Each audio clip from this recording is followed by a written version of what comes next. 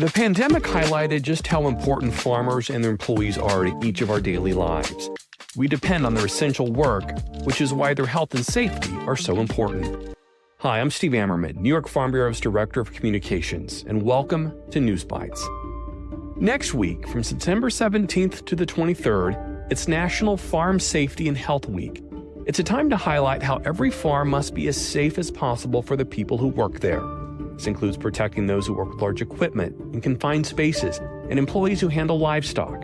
But farm safety should be examined more than just once a year, but rather every day on the farm. And should there be an accident, there are important steps to take to help protect the employee and the workplace. Today on News Bites, we're joined by Anthony Tomaselli. He serves as the new advocate for business for the state's Workers' Compensation Board. Part of his job is to work with employers, providing them with helpful assistance on issues related to workers' comp, disability benefits, and paid family leave, while helping them put safety first. Well, hi, Anthony. Thanks so much for talking to us today about the role of the Workers' Compensation Board. And really, farm safety is a big priority for our farmers, for our farm workers, as well as our safety group. And I just want to, kick off the conversation with learning more about you and your role as the advocate for business at the Workers' Compensation Board. What is it that you do there? Well, first, I just want to say thank you for having me. I really appreciate the opportunity to speak to your listeners, tell them a little bit about myself and what we do here at the Workers' Compensation Board. I'm an ombudsman. I'm the advocate for business here at the Workers' Compensation Board. The really short answer to that is I'm supposed to act as the liaison between the Workers' Compensation Board and the business community.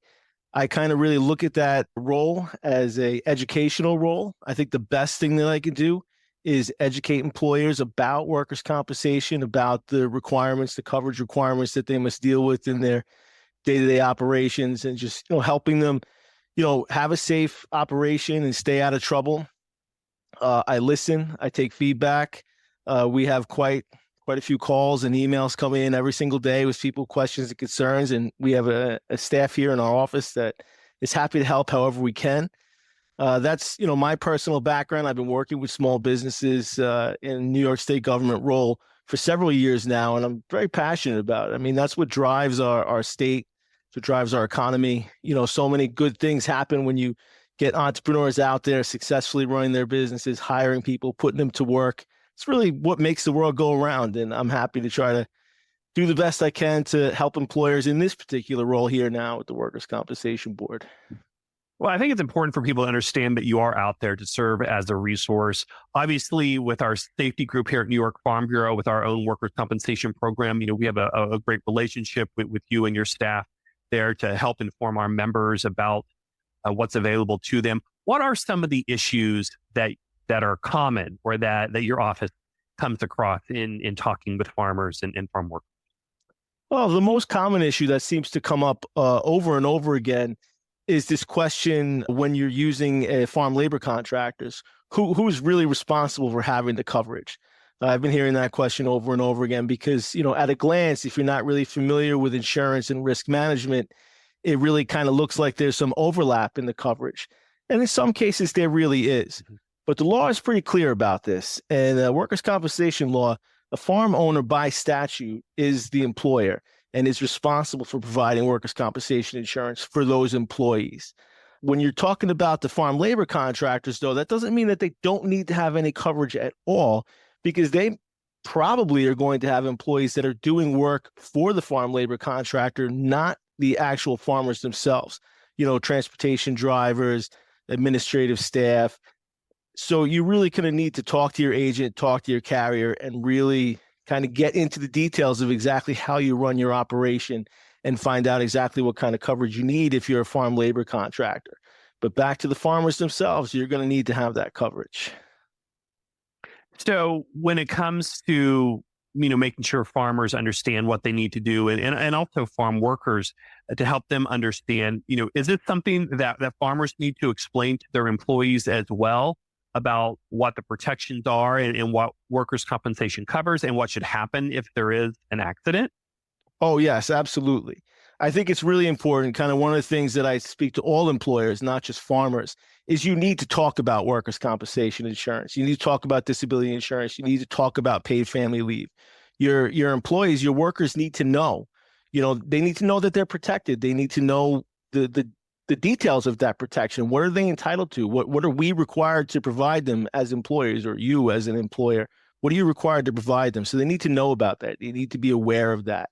As an employer, usually when you get your policy, you're going to get posters or certificates that show your coverage. You got to have that stuff displayed. But again, just talking to your workers about it.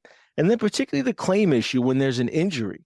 I can't stress enough that when a worker gets injured or sick on the job, you need to take care of it right away. Absolutely right away. I mean, the law requires you to file a claim within 10 days, but forgetting even about the law, when you've got somebody who's hurt or injured, the sooner you deal with it, the faster you're going to get to the better outcome. The faster that person is going to be able to return to work, the faster the interruption to your operation that illness or injury has caused is going to be resolved. That's the best case scenario. So the best thing you do is talk to your employees, your workers, and let them know that, hey, if you get sick or you get hurt on the job, we have coverage. There's a process for this, and there's a plan in place, and we can take care of you, and we can get you fixed up and back to work so that you can take care of your family and the employer can continue to operate their business. What is that threshold if an employee gets sick or gets hurt to know that that your office needs to be contacted and a claim needs to be started? Well, without really getting too deep into the weeds on this, and you could go to our website, you can go to the Workers' Compensation Board and really look at the requirements. But a general rule of thumb is if you need to apply first aid more than once, it might be a pretty serious issue that you should probably take a deeper look at it. Beyond that, you're really going to have to, again, talk to your employees, talk to the people who are on site, your supervisors, and let them know, kind of get a sense. You know what your people are capable of. You know what's standard, what's typical, what's a usual kind of bump or bruise that's going to happen on the job. And you should hopefully know when things go beyond that. But again, I would say, as a good rule of thumb that, if you've got to apply first aid more than once, you might want to start taking that particular issue a little bit seriously. And I think you probably always should err on the side of caution. Absolutely. As well. Would be a safe bet there. We're talking about people's lives, Exactly. and their health and their safety. So when it comes to ensuring accuracy and, avoiding risks, are there things that you share with employers that they, need to know when it comes to making a claim? Oh, yes, absolutely. First and foremost, and this is, again, it's kind of a piece of advice that can apply to all aspects of your business, but keep records. Keep records of everything. Keep records of who you have working for you, what their tasks are, what they're doing every day. If there is a unusual circumstance that happens during the day, keep a record of it. Even the minor accidents and injuries, keep records of it. Those records are what's going to come out in the end and help you. And of course, there's always that fear of the workers' compensation fraud that can come up. And again, your record keeping and your background on what's going on your in your workplace and in how you handle your employees is going to tell you if there's a legitimate claim there or not. That's another really good reason to get there and get to the doctor and get seen right away, is because, the closer to the incident you get to the doctor and you get the professional evaluation, the more accurate the records are. And the easier it's going to be able to make that connection between the actual injury or illness and the exact cause of the injury and illness. Okay, so let's kind of walk through a scenario. There is an accident and an employee is injured. What are the first steps that an employer or firm needs to do to file a claim?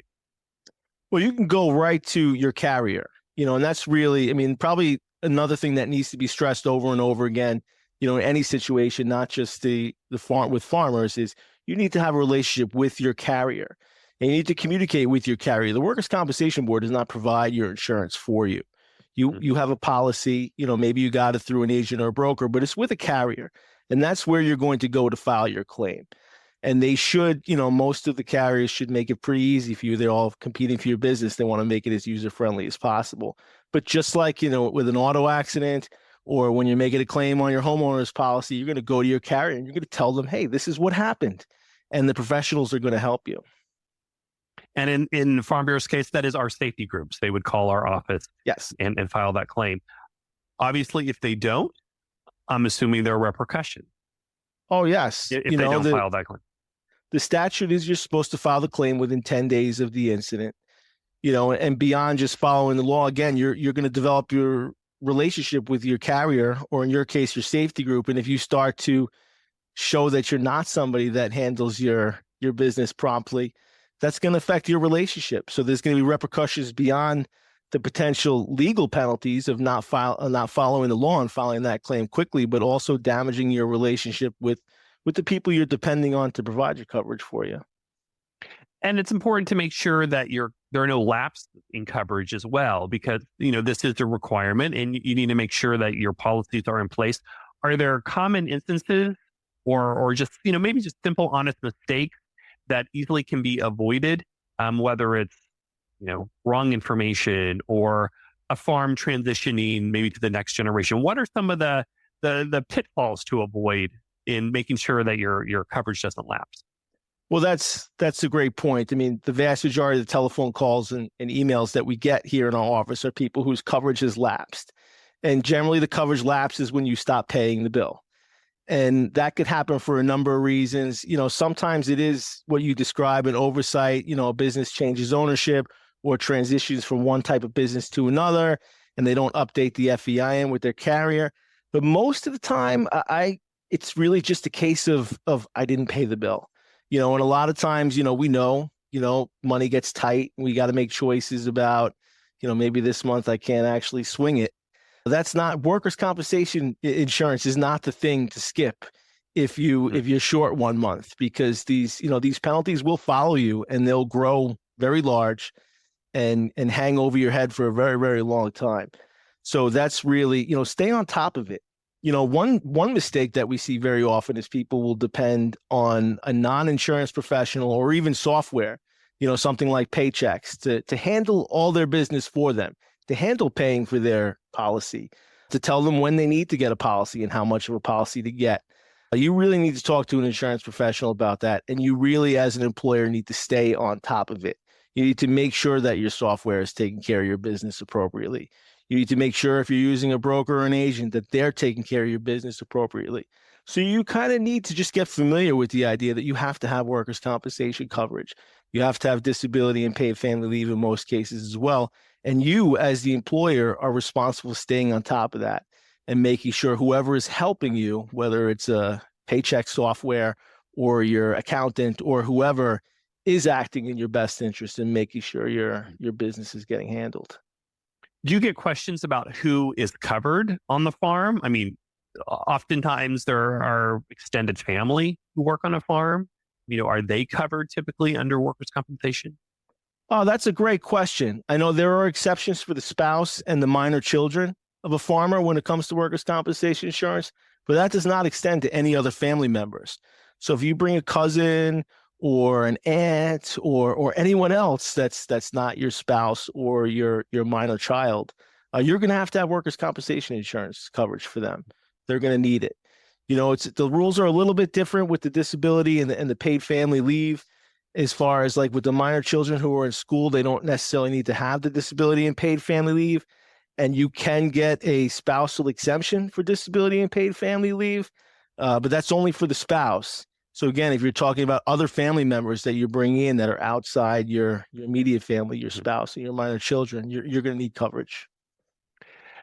I don't know if you play a role in how costs are determined. I know for our safety group, premiums have been coming down, which is great for our Farm Bureau members who are taking part in the program. But on the flip side, I would assume if there's an accident, like your car insurance, you have an accident that could cause your premiums to go up. How are costs and prices, dictated, if you will, for workers' compensation? So there's another entity. It's the New York State Compensation Insurance Rating Board, CIRB. You hear them, that they're kind of operate outside. They're a nonpartisan group, kind of operating separately, that is mostly setting the rates for coverage. But then on an individual level, things like exactly what you just mentioned, your workplace safety history, your history of claims, how many years you've been in business, things like that all kind of factor in. One thing that I constantly recommend to employers over and over again is shop around. You really should shop around. I mean, you see the commercials on TV for your auto insurance, right? 15 minutes will save you 50% or more or whatever. Just check it out. Don't just assume that, hey, I've got this rate. That's the only game in town. Go out there and see. And then you could see when you're looking at one carrier versus another carrier versus another carrier, you can kind of sort of see how are they putting these prices together and start to understand what's going into it. Yeah, great advice. And certainly they should call New York Farm Bureau. I mean, we've been around over 30 years offering the program, very competitive rates. So, we can help provide some of those answers and certainly provide, competitive bids. But are there ways to reduce your premium costs? Like say, can a farm offer safety training, for instance? Can that help reduce premiums? Of course. Of course. And actually, there's a program that's operated from the Department of Labor. It's a workplace safety and loss prevention program. It's also known as Code Rule 60, where if you want to participate in this program, if you implement either a safety plan, well, there's three different types of plans that you can implement as part of this program. You can have a safety plan, a return to work plan for your injured or ill workers, and then also an alcohol and substance abuse prevention plan. That if you implement any of these plans and you get them approved through the program, you can get a discount on your workers' compensation insurance premiums. Great advice. And by nature, farming can be a hazardous profession, dealing with large equipment, dealing with large animals in some cases. So there definitely are inherent risks to working on farms. Is there any other advice or safety advice that you would recommend for farmers and farm workers? Well, I think even outside of the formal program that I just mentioned at the Department of Labor, on an informal level, or however formal you want to operate your business, you could set up a safety program right there. A labor management safety committee, if you will, with your managers and with your staff, and actually just kind of make it a regular routine thing to talk about safety with your workers. To walk around the workplace, looking at the different things and the issues that are come up. And you may have, just talking to your workers, talk to your people, find out about these things, and if you set up these kind of practices and you develop these relationships and make it routine, make it part of your business, you'll see changes. You'll see, also, even in morale of your workers, if they know that you actually really take an interest and care about their safety and that you're willing to be proactive and look for those hazards and try to mitigate them, it really does make a difference. Absolutely. Being proactive, because it isn't just about talking to them about safety on day one. It really is an ongoing, continuous effort to make sure that the workplace is a good place for everybody. And I think that is very important. I think you kind of hit on too, that it can help morale. On the flip side, if it's an unsafe work environment, that can seriously damage morale and make it difficult to either keep employees or encourage people to work on the farm. So I think it probably, is on the flip side as well. And it's also is that it can be an emotional issue. I mean, if your employee gets hurt, that can take a toll on the employee, the employee's family, on you or your coworkers. Is there any kind of, I don't know if support's the right word, but how would you walk through someone who is calling, who's very emotional about what may have just happened on their farm? So, on both sides here at the Workers' Compensation Board, we have the advocate for business, myself, and I'm going to be available if there's, any type of workplace issue that an employer wants to talk about. You can reach out to me, and if I can't solve the problem or answer the question, I can, work with my colleagues here at the board to get you the answer that you need. But on the flip side of that, we also have an advocate for injured workers here at the Workers' Compensation Board. So if you have a worker or an employee who's struggling with a claim issue, we can help them with that too. And I say that even to the employers to know that, you may have an employee who's struggling with a claim issue that has nothing to do with you, as the employer. It's between them and the carrier or them and the provider. But you can get them help by connecting them with the advocate for injured workers here. We also have quite a number of services here at the board. We have social workers. We have people who can help you, with the vocational rehab of getting people, trained up and the right kind of therapy that they need to get back to work. So there are a lot of people out there thinking about exactly what you're talking about, trying to address and focus on the cost of an accident or injury, not just the physical cost, but the emotional cost, the stress, the worry, and the things that we could do to try to kind of help people get back onto their lives. Because let's face it, work is life in a lot of cases. This is how we put food on our tables. We have to take care of each other. We have to work together and be productive and look out for each other. I think that's a great note to end on there, just stressing that importance. Anything else that you think it may be important for folks to know about workplace safety or your role at the Workers' Compensation Board? Just on the topic of safety, just don't take it for granted. Don't take safety for granted. Don't take your insurance coverage for granted. Stay on top of these things. They're very important parts of your business. Your relationship with your insurance carrier, your safety group, if you will, in your case, that should be just as important to you as your relationship with your attorney or your accountant. I mean, this stuff is important. As far as myself and my role as the advocate for business, I just want to let people know that I'm here. And I really want to hear from people, not just after they have a problem, but before they have a problem. Tell me what you're looking at down the road, what you see coming, and maybe I can help you avoid it. So don't be shy. Reach out to us. I'll plug my phone number in here, 518-486-3331. That's the Advocate for Business number, 518-486-3331. You can give us a call and we'll be happy to help you with whatever you need. And you have a website as well with all kinds of information too that people can check out. Yeah, the Workers' Compensation Board, it's a little bit overwhelming at first because there's a lot of information. But I have to say, our team does a great job of organizing it. There's a ton of valuable information on there for employers, for workers. You should check it out. You should browse the website. You can learn a little bit about what kind of coverage requirements are affecting you. And also, links to resources like I mentioned earlier. Well, Anthony, thank you so much for spending a few minutes with us today, and hopefully our listeners, got a lot out of it to make for a better, safer work environment on their farm. So thank you. Oh, absolutely. It's my pleasure. Thank you so much for having me. As we mentioned, New York Farm Bureau Safety Group 486 is the standard bearer for farm workers' comp programs in New York. It was started by farmers who understood the need for safety, security, and competitive pricing, and since 1967, it's been providing just that. In addition, members receive free safety inspections to protect you, your employees, and your business, as well as getting access to training materials, posters, and online employee training. You can get more information by checking out the program tab on our website, nyfb.org, or you can call the State New York Farm Bureau office and speak with one of our professional safety group representatives. That will do it for today's edition of News Bites. Thanks to Seth Moser-Katz for editing this production. And until next time, stay safe and thank a farmer for all that they do.